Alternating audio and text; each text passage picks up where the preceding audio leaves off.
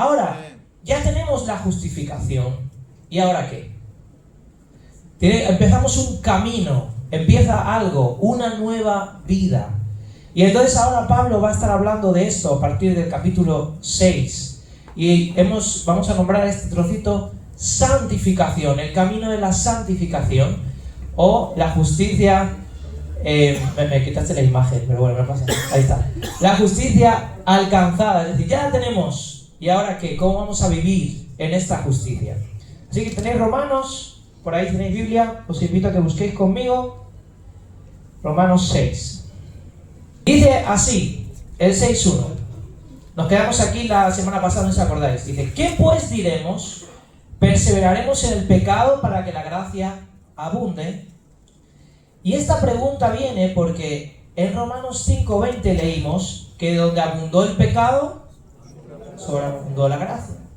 Es decir, cuando había un momento dado donde el ser humano no era capaz de poder ir más allá por la cantidad de pecado que lo separaba de Dios, ahí la gracia de Cristo cubrió todos los pecados. Y vimos como esa contraposición entre Adán y Jesús, y cómo el sacrificio de Jesús fue suficiente para cubrir una multitud de pecados. Y entonces dice, bueno, pues entonces es un buen argumento. Entonces, ¿por qué vamos a dejar de pecar? Si cuando pecamos viene la gracia, si hay más pecado, más gracia, vamos a pecar.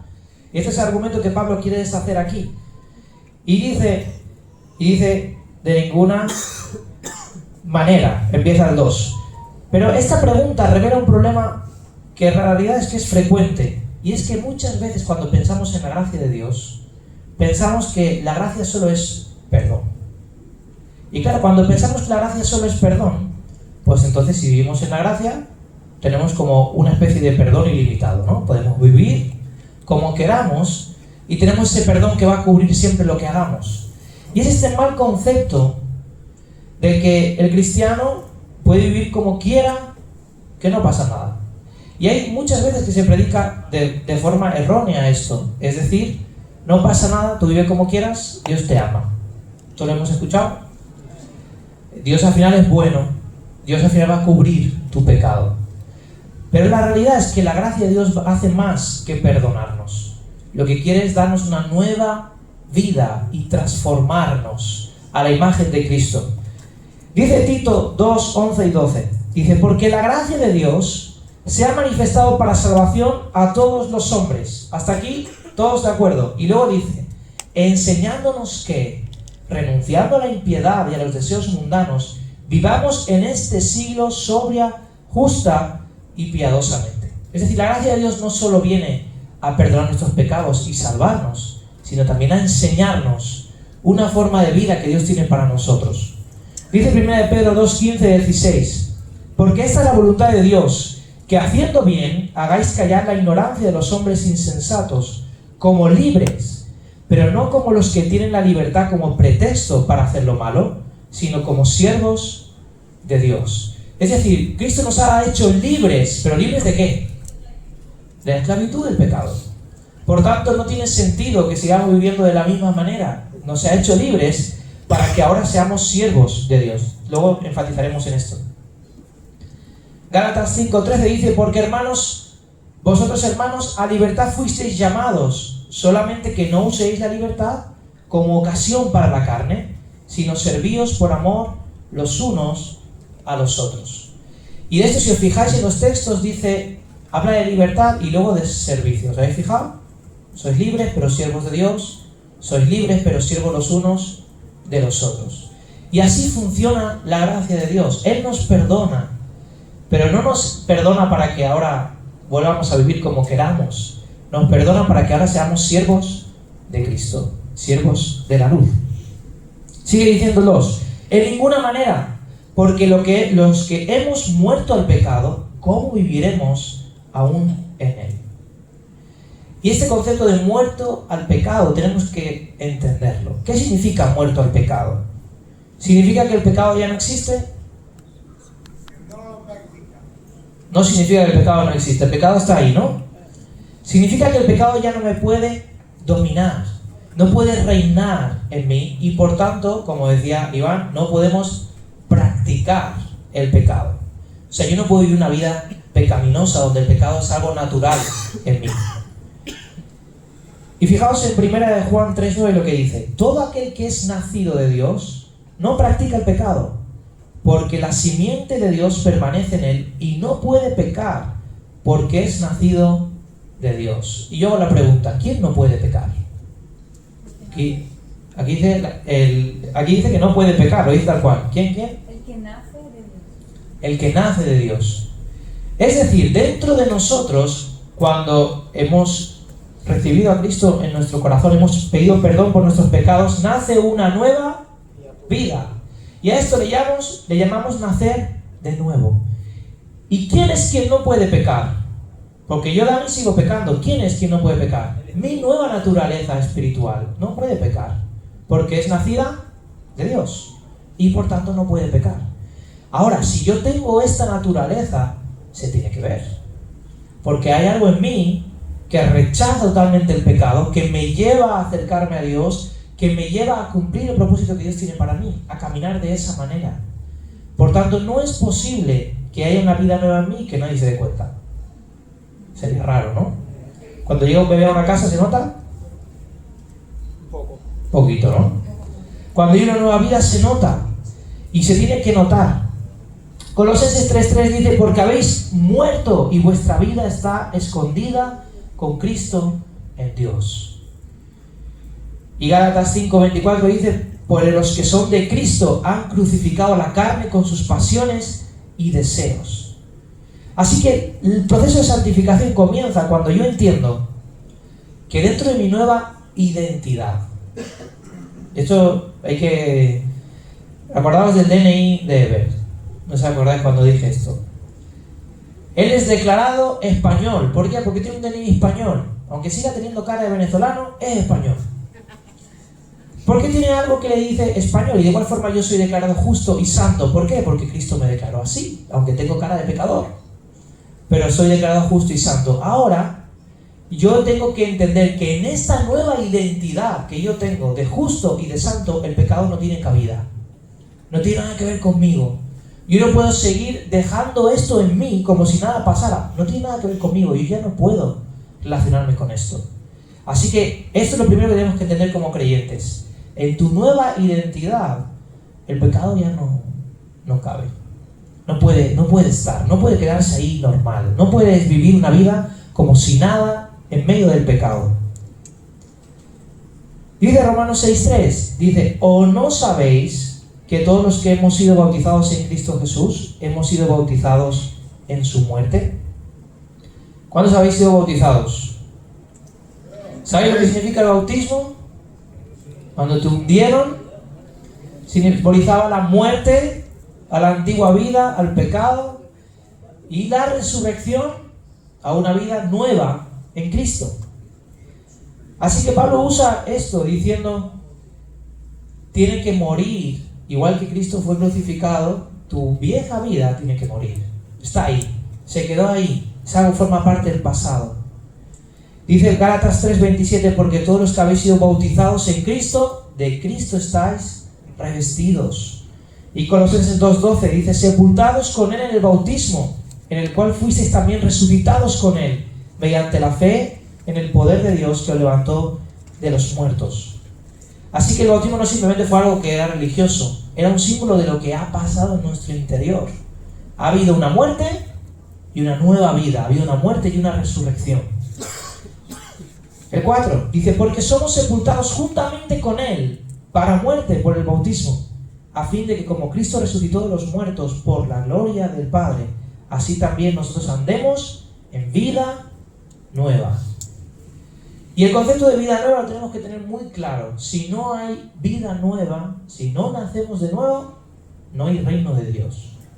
Y esto es algo muy, muy importante, porque el cristianismo no es una filosofía. La filosofía no cambia a nadie. El cristianismo no es solamente una lista de creencias, no es simplemente una forma de tratar a las personas. El cristianismo no es solamente unos ritos religiosos, es una nueva vida. Y por tanto esta nueva vida tiene que crecer en mí y yo tengo que aprender a vivirla. Y si no aprendemos a desarrollar esto, nos quedamos muertos en nuestra vida cristiana. y no avanzamos, y no hay semejanza de Cristo, y no hay fruto, y no hay nada de esto, porque dejamos morir esa vida. Dice 2 Corintios 5:17, de modo que si alguno está en Cristo, nueva criatura es, las cosas viejas pasaron, he aquí todas son hechas nuevas. Por tanto, desde que tú sigues a Cristo, todo lo que tiene que ver con la anterior vida, que vamos a ver que son los deseos de la carne, lo que yo me apetece, los deseos de los ojos, mis pasiones, todo eso queda de esos de antes, como un recuerdo. Ya no tiene nada que ver conmigo, porque en esta nueva vida ya no aplica. Colosenses 3:1 dice, si pues habéis resucitado con Cristo, buscad las cosas de arriba, donde está Cristo sentado a la diestra de Dios. Por tanto, esta nueva vida va a buscar cosas diferentes. ¿Qué buscaba mi anterior vida? Pues buscaba el placer, buscaba el poder, buscaba la fama, buscaba el dinero, buscaba la comodidad. ¿Qué buscabais? No sé qué buscabais. ¿Pero qué busca esta nueva vida? Las cosas de arriba. Lo que Dios tiene para mí.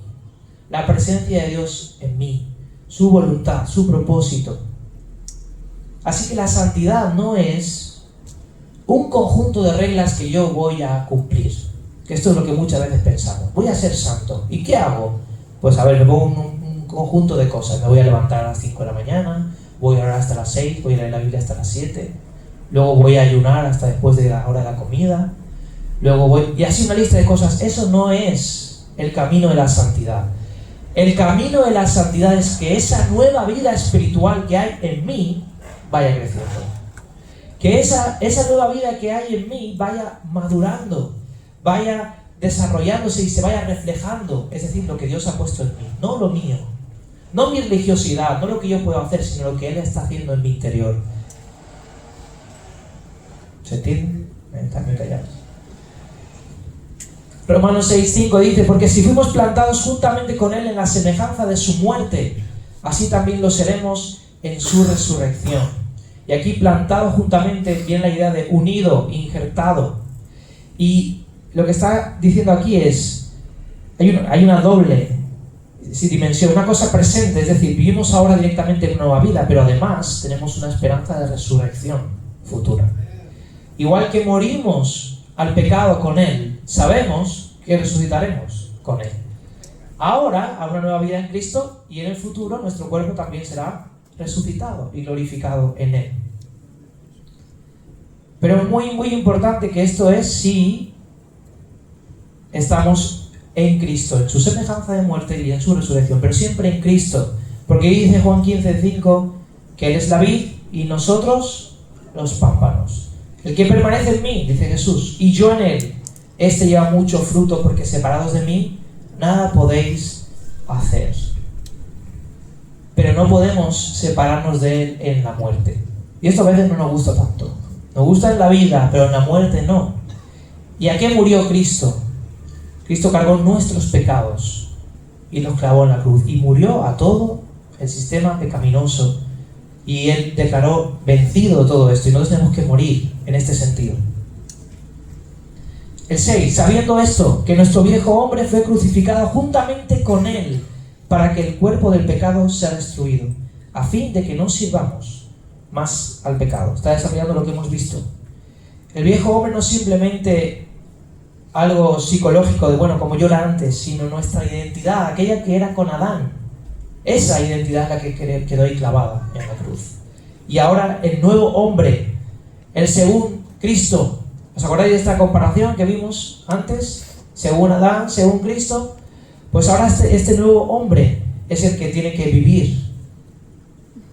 Y el cuerpo del pecado no significa esto, no es que tenemos que morir, no es que tenemos que rajarnos ni matarnos. Significa el instrumento del pecado, aquello que está en nuestro interior, la naturaleza pecaminosa. Esta es la que fue clavada en la cruz. Gálatas 2:20 dice, con Cristo estoy juntamente crucificado y ya no vivo yo, mas vive Cristo en mí. Y lo que ahora vivo en la carne, lo vivo en la fe del Hijo de Dios, el cual me amó y se entregó a sí mismo por mí. Por lo tanto, tu vida va a seguir siendo en la carne, porque aún no eres espíritu, pero lo vas a vivir en la fe del Hijo de Dios. Y Efesios 4:22 dice, en cuanto a la pasada manera de vivir, despojaos del viejo hombre, que está viciado conforme a los deseos engañosos. Así que en base a esto, ¿cuál es mi función? Tengo que entender que este viejo hombre está crucificado.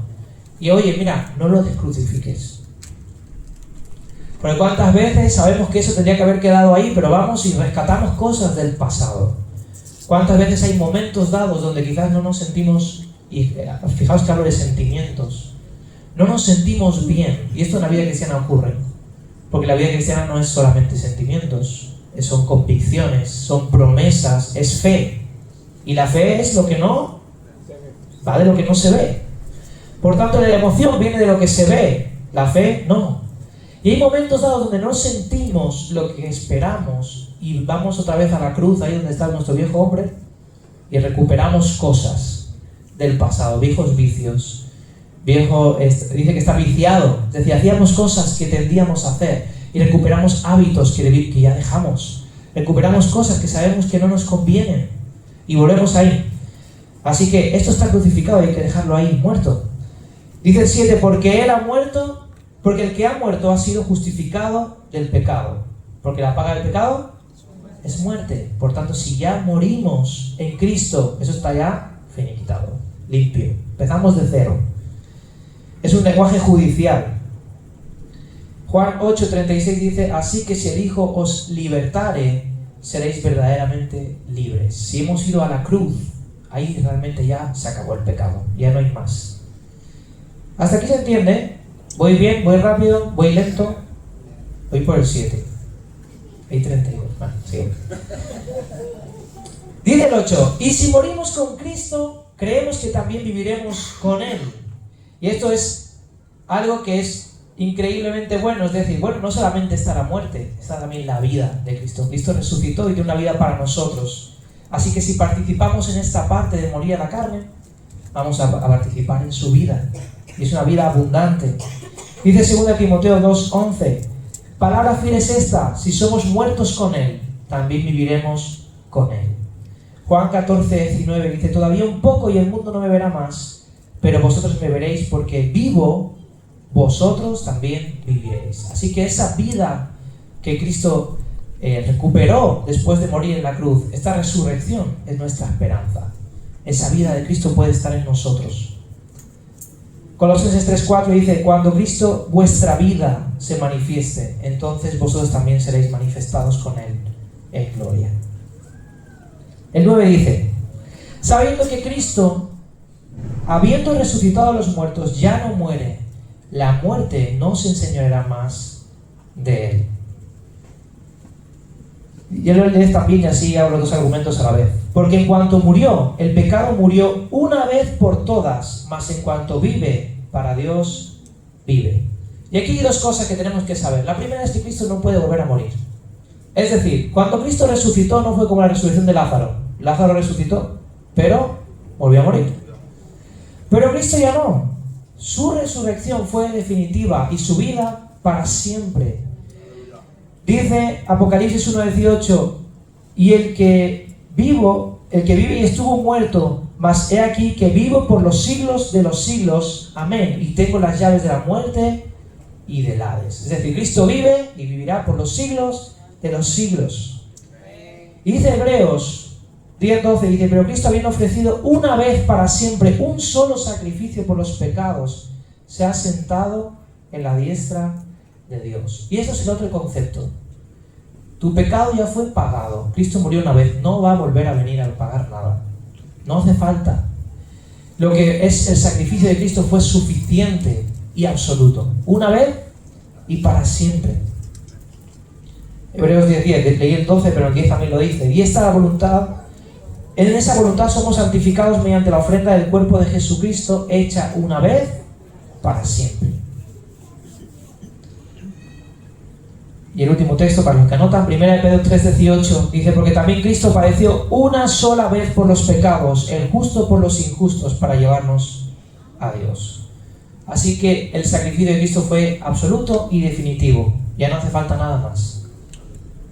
Romanos 6:11. Así también vosotros, consideraos muertos al pecado, pero vivos para Dios en Cristo Jesús, Señor nuestro.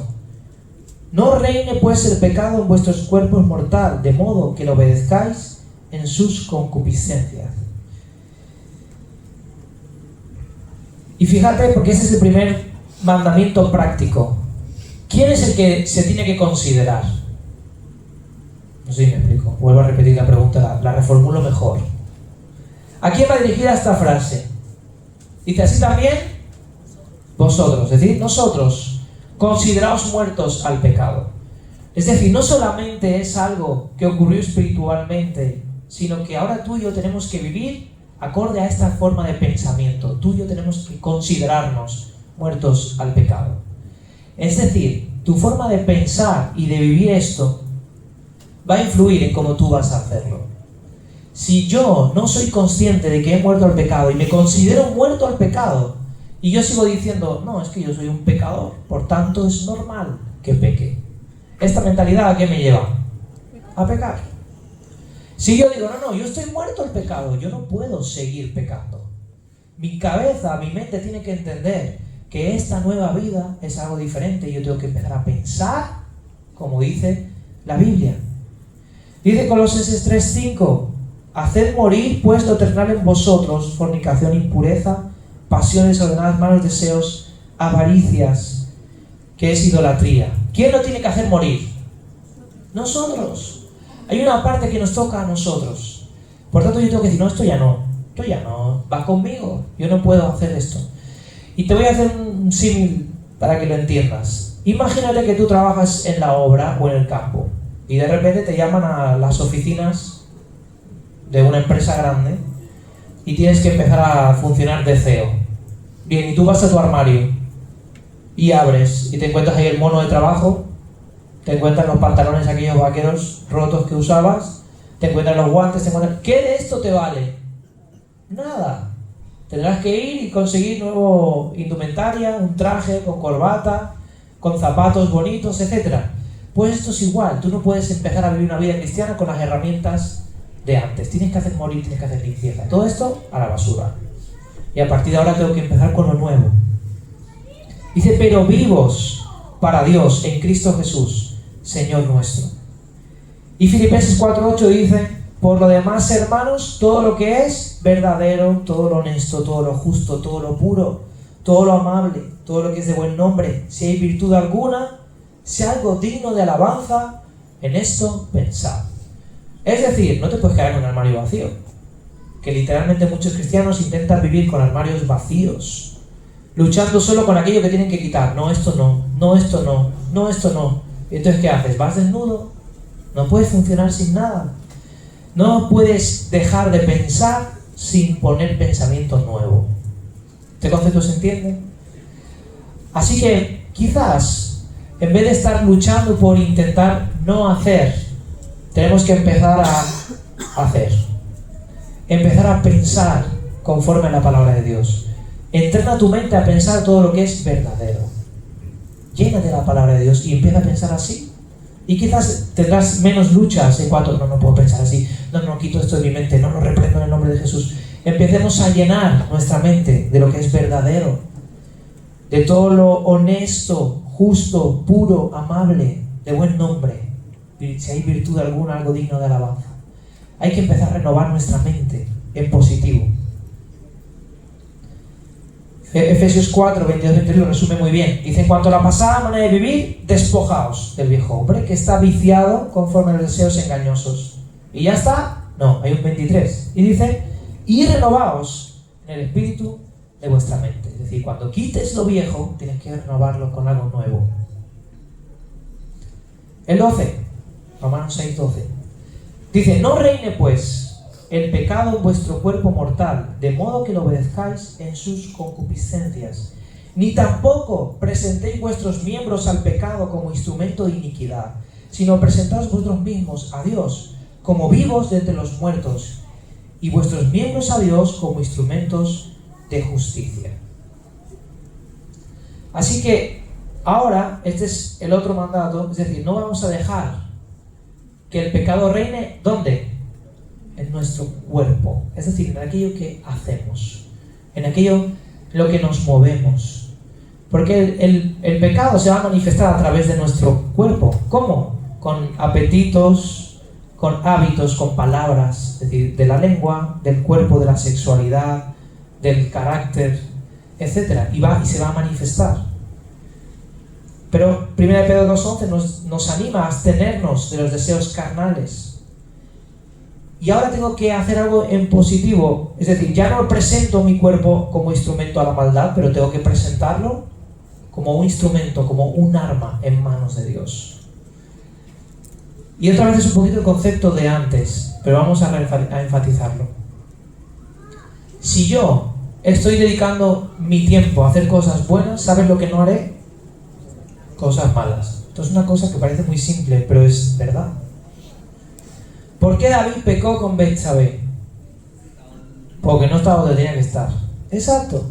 Es un concepto sencillo. Si David hubiese estado en la batalla peleando, hubiese pecado con Betsabé, un poco difícil, ¿no? Porque mientras tú haces lo que tienes que hacer, no puedes estar haciendo lo que no tienes que hacer. Así que no solamente es no presentar mi cuerpo a las cosas malas, sino tengo que presentarlas a la voluntad de Dios, a la presencia de Dios. Ejemplos concretos.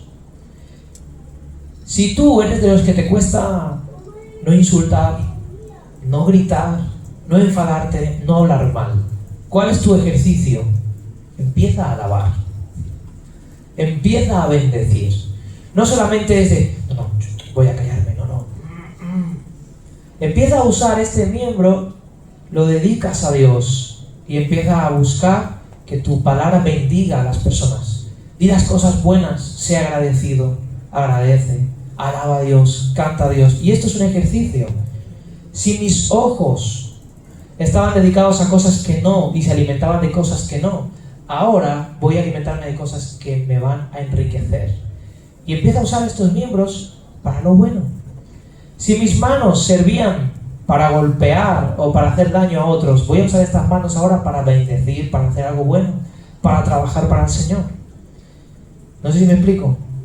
Pero es el ejercicio que tenemos que hacer de transformación. Dice Romanos 12:1, que lo veremos más adelante también. Así que, hermanos, os ruego por la misericordia de Dios que presentéis vuestros cuerpos en sacrificio vivo, santo, agradable a Dios, que es vuestro culto racional. Y 1 Corintios 6:20 dice, porque habéis sido comprados por precio, glorificad pues a Dios en vuestro cuerpo y en vuestro espíritu, los cuales son de Dios. Así que mira, la santidad se tiene que ejercitar en tu cuerpo. Así que sé muy práctico.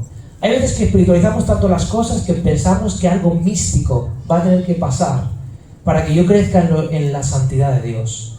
Pero vamos a aplicar la Biblia de una forma muy natural. ¿Qué me cuesta esto? Voy a ejercitarlo. A mí me gustaría perder peso. Me encantaría que por el Espíritu Santo y la obra de Dios se redujera mi panza y hubiera más corpulencia en mí, ¿no? Pero ¿qué tengo que hacer? Ejercitar mi cuerpo y abstenerme de aquello que no me conviene. Pues en la vida cristiana es igual.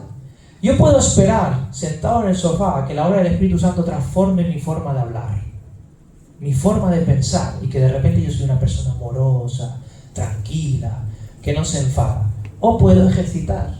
¿Por qué? Porque el pecado ya no tiene nada que ver con mi nueva naturaleza. No me puedo permitir quedarme así. Y Dios me ha dado herramientas. Y vamos a ver que te ha dado el Espíritu Santo. Y vamos a ver que hay una gran diferencia entre el antes de Cristo y después, por algo. Pero tú ahora tienes herramientas para poder afrontar esto y cambiar. No solamente que Dios te perdona, sino que ahora puedo vivir de una forma diferente. Porque el pecado no se enseñoreará de vosotros. Y aquí viene la clave. Porque no estáis bajo la ley, sino bajo la gracia. Y mira, esto es una diferencia enorme. Porque antes no podíamos cumplir la ley y pecábamos. Porque ¿sabes lo que hacía la ley? Nos mostraba la voluntad de Dios, pero hasta ahí. Esto es lo que Dios dice. Y tú no lo puedes hacer. Ya está. Esto es la ley. Pero en la gracia hay algo más. Porque en la gracia no solamente hay perdón, sino hay poder. Es decir, ¿a quién nos ha dado ahora Cristo? al Espíritu Santo que vive en nosotros. Y esto lo cambia todo. Esto no estaba en la ley. En la ley simplemente había conocimiento de la voluntad de Dios. Pero ahora tú eres templo del Espíritu Santo. Amén. Esto significa que en la gracia nos une de una forma a Cristo especial y nos da la capacidad de poder vivir conforme a la voluntad de Dios. Entonces tú ahora ya no es igual que antes. No es que, bueno, yo antes no lo conseguí y ahora tampoco. No. Ahora tú puedes ejercitarte, puedes caminar esta nueva vida espiritual que se te ha dado. Y por medio de la obra del Espíritu Santo en ti, tú vas a poder vencer todo esto. ¿Lo creéis? ¿No lo creéis? ¿Se puede? En Romanos 8 veremos, dice, lo que era imposible para la ley, Dios lo hizo enviando a su Hijo mediante el andar en el Espíritu. Ya lo veremos cuando lleguemos ahí. Pero mediante el andar en el Espíritu nosotros podemos vencer y podemos cumplir la ley. Dice Gálatas 5:18, pero si sois guiados por el Espíritu, ya no estáis bajo la ley. Por tanto, la gracia no rebaja el estándar de santidad, sino que aparte de decirte la voluntad de Dios, te capacita para cumplirla. Y esta es la parte buena. Romanos 6:15, ¿qué pues? Pecaremos porque no estamos bajo la ley, sino bajo la gracia. Y este es un argumento un poquito diferente al primero. El primero era, bueno, como cuando pecamos viene gracia, pues voy a pecar mucho para que venga mucha gracia, ¿no? Y este es un poquito diferente. Ahora es, entonces si ya no estoy bajo la ley, es decir, si ya no me tengo que regir bajo las normas exactamente, sino que tengo este perdón de Dios, por tanto, puedo pecar. Y la respuesta vuelve a ser la misma. Dice, vuelve a decir, en ninguna manera. Y el 16 dice, ¿no sabéis que si os sometéis a alguien como esclavos para obedecerle, sois esclavos de aquel a quien obedecéis, sea del pecado para muerte, o sea de la obediencia para justicia? Y aquí viene a decir lo siguiente. El concepto de libertad que tenemos a veces como humanos no es correcto. Es decir, el ser humano piensa que es libre cuando hace lo que le da la gana. Cuando vive conforme a sus deseos, ahí piensa que es libre. Pero aquí está diciendo, es un error.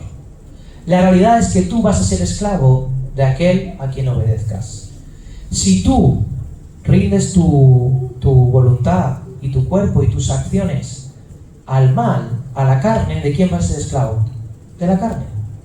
Y si tú rindes tu voluntad y tu cuerpo a Cristo, vas a ser esclavo de Cristo. Así de sencillo, pero no puedes, pues no juego, no se puede.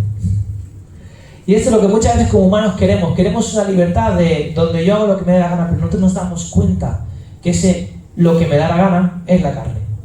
Y por tanto vamos a acabar siendo esclavos de la carne. Así que tú tienes que decidir, y el juego funciona así y no hay más opciones. ¿De quién quieres ser esclavo? Dios te dio libertad ahora de volver a elegir, porque antes no tenías capacidad de elegir, eras esclavo del pecado. Ya está. Ahora tienes capacidad de elección. Y ahora la pregunta es, ¿a quién te vas a dejar esclavizar otra vez? ¿Vas a volver a lo de antes, al pecado? ¿O vas a rendirte a Cristo y vas a servirle a Él? Juan 8:34 dice, todo aquel que hace pecado, esclavo es del pecado. Y en Mateo 6:24 Jesús nos enseñaba que no se puede servir a dos señores. Por tanto, tendrás que elegir a quién vas a servir. 17 dice, pero gracias a Dios, que aunque erais esclavos del pecado, habéis obedecido de corazón a aquella forma de doctrina a la cual fuisteis entregados. Y aquí Pablo está mostrando un agradecimiento de lo que ha visto en los romanos. Es decir, ellos eran esclavos del pecado, pero ahora han obedecido de corazón, es decir, de forma sincera, de forma real, a aquella forma de doctrina a la cual fuisteis entregados. Así que mira, cuando tú te conviertes, cambia tu esclavitud. Eras esclavo del pecado y ahora ya no, serás esclavo de Cristo. Una verdadera obediencia va a nacer del corazón, como aquí dice, es decir, va a nacer del interior. No es una forma, no es una apariencia, es algo real que ocurre desde dentro. Y aquí también podemos deducir que la obediencia está muy ligada a la doctrina. Y una mala doctrina, es decir, una mala enseñanza, me va a llevar a una mala obediencia. Porque si yo tengo un mal concepto de lo que tengo que hacer, lo voy a hacer mal. Así que es muy importante que sepamos que la doctrina que seguimos es la bíblica y la doctrina que enseñan los apóstoles. Es decir, la sana doctrina, como llamamos. Porque un mal concepto de cosas, una mala enseñanza, si nos dejamos influenciar por 20.000 cosas, y hoy es muy fácil porque en internet hay de todo. ¿De qué quieres escuchar? Tú pones el tema en YouTube y te sale. Y hay muchas formas, pero asegurémonos de que la doctrina es correcta, porque si la doctrina es incorrecta, nuestro caminar va a ser incorrecto. En Hechos 2:41 dice que la iglesia persevera en la doctrina de los apóstoles. En 1 Timoteo 4:16 dice: ten cuidado de ti mismo y de la doctrina. Qué importante es lo que enseñamos y lo que nos alimenta. En el 18 dice así: y libertados del pecado, vinisteis a ser siervos de la justicia. Sigue hablando de lo mismo. Y dice aquí: hablo como humano, por vuestra humana debilidad, que así como para iniquidad presentasteis vuestros miembros para servir a la inmundicia y a la iniquidad, así ahora para santificación presentad vuestros miembros para servir a la justicia. Así que está enfatizando lo mismo que ha dicho antes. Si antes te entregabas a la injusticia, ahora entrégate a la santidad. Preséntate. Presenta tu cuerpo y tu voluntad a Dios para esto. Y este concepto tiene que ser incluso algo práctico. Cuando tú te levantes de mañana, cuando tú vayas a iniciar tu día, preséntate al Señor y preséntale tu cuerpo. Y puede parecer una tontería, bueno, al final son palabras, no, es una actitud. Cuando tú eres muy consciente de que tu día que viene por delante no te pertenece, sino que le pertenece a Él. Que todo lo que tú vas a hacer no es simplemente trabajo, porque trabajo para ganar dinero. No es simplemente obligación, sino que todo lo que tú vas a hacer es un servicio a Cristo. Este concepto, esa frase tan sencilla de decirle: Señor, me presento delante de ti, te entrego mi día, te entrego lo que voy a hacer. Hazme consciente de que toda acción que yo voy a hacer es por ti y para ti, que mi cuerpo, mis manos, mis ojos, mi andar, sean para ti. Esto cambia el día completamente, porque ya tu actitud va a ser diferente, tus decisiones van a ser diferentes, tu forma de entender la vida es diferente. Porque cuando erais esclavos del pecado, erais libres acerca de la justicia. Pero ¿qué fruto teníais de aquellas cosas de las cuales ahora os avergonzáis? Porque el fin de ellas es muerte. Mas ahora que habéis sido libertados del pecado y hechos siervos de Dios, tenéis por vuestro fruto la santificación y como fin la vida eterna. Y aquí está siguiendo el mismo concepto. No se puede ser esclavo de dos cosas. Es decir, antes era esclavo del pecado y por tanto libre de la justicia.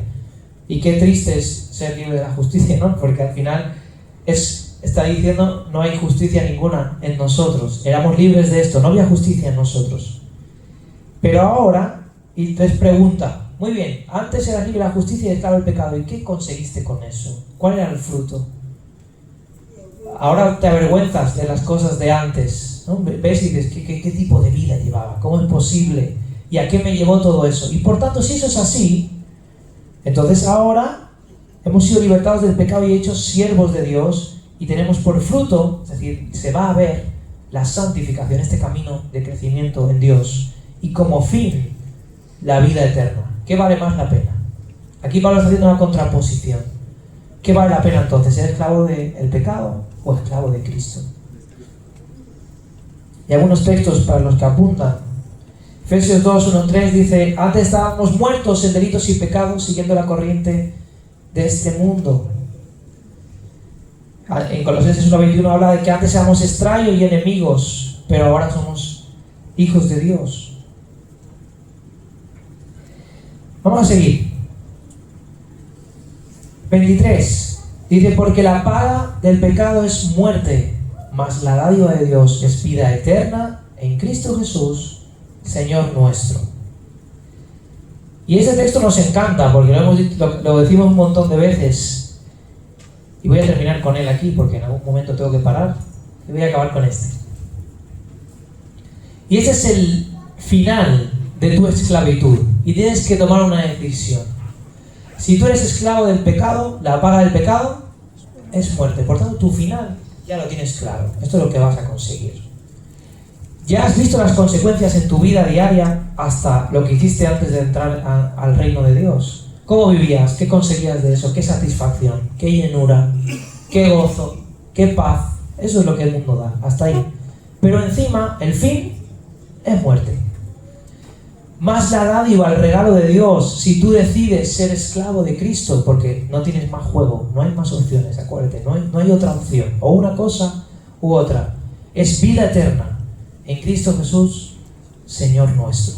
¿Cuántos quieren esta vida? ¿Cuántos van a seguirla? Amén. Vamos a orar. Gracias, Señor, por la posibilidad de estudiar tu palabra y este libro de Romanos. Señor, hay tanta riqueza y tantas cosas que no alcanzamos a desgranar todas las cosas.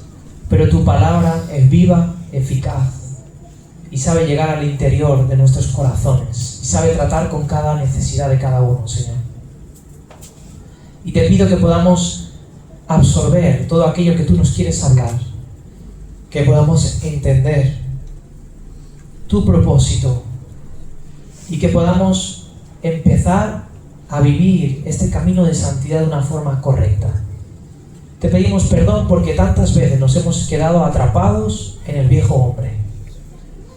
Quizás porque no hemos seguido una doctrina sana, quizás porque nuestra mente no se ha renovado a tu forma de pensar y de comprender, y hemos seguido viviendo como pecadores, anclados a los vicios que teníamos antes. Pero queremos tomar una decisión, vivir conforme a nuestra identidad, Señor. Queremos que sea algo claro, queremos aprender a renovar nuestra mente, queremos ejercitar nuestro cuerpo en aquellas cosas que nos van a llevar a vivir tu voluntad, a disfrutar de ti. Y gracias porque no nos has dejado huérfanos y tenemos al Espíritu Santo. Gracias porque eso hace la diferencia. Gracias porque ahora cuando yo camino y quiero vivir para ti, tú eres quien sostiene mi caminar, tú eres quien me fortalece, tú eres quien me da la capacidad, la gracia, el poder para vivir conforme a tu voluntad, Señor. Gracias, Señor, porque tú lo has empezado a hacer en cada uno de nosotros y sabemos y tenemos la confianza de que la buena obra empezó, es fiel en completarla.